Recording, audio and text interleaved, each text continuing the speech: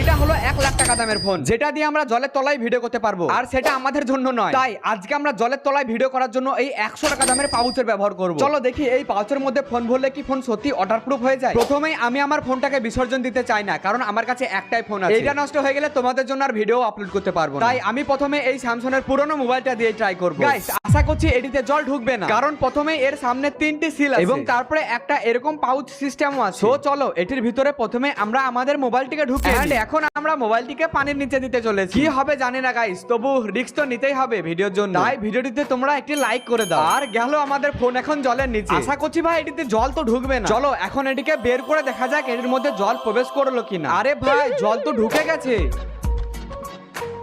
আমরা যখন ভালো করে লক্ষ্য করে দেখলাম পাউচটি এক জায়গায় ছিঁড়ে গেছিল। তাও চলো এখন আমরা ফুল রিস্ক নিয়ে আমার ফোনটিকে জলের নিচে দিতে চলেছি। ও ভাই, আমার ফোনটা বোধহয় এবার গেল। আজকে এত বড় রিস্কটা নেওয়ার জন্য কতগুলি সাবস্ক্রাইব পেতে পারি।